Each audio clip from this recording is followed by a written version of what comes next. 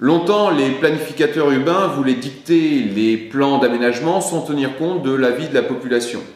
Aujourd'hui, ces logiques ont changé. L'idée est de s'appuyer sur la population locale pour construire un projet inclusif.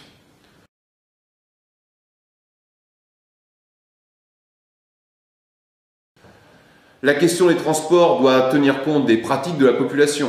Par exemple, dans les villes asiatiques, les rickshaws sont des véhicules tricycles à propulsion humaine, à pied ou en vélo, destinés au transport de personnes et de marchandises.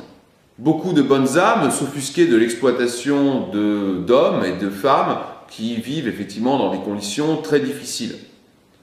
Ce sont de véritables bêtes de somme, soumis à des efforts violents dans un milieu extrêmement pollué. Et les pouvoirs publics ont souvent voulu interdire les rickshaws et les remplacer par des automobiles.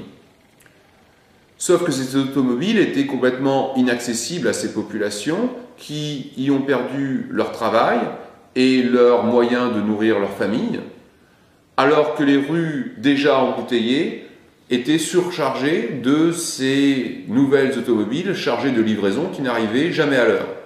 Alors, comment résoudre cette question? Eh bien, on a vu certaines municipalités, notamment en Inde, développer le principe de rickshaw à moteur électrique et avec des panneaux solaires afin de fournir une assistance électrique aux cyclistes qui pédalent toujours.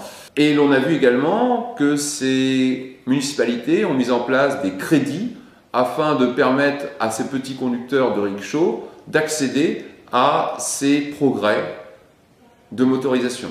Plutôt que de traquer les taxis collectifs ou les taxis-motos clandestins, très courants en Afrique ou au Maghreb, très courants en Afrique, notamment au Maghreb, les États visent de plus en plus à en légaliser et contrôler le trafic pour tenter d'organiser un plan plus ou moins cohérent de transport suppléant les défaillances du transport collectif.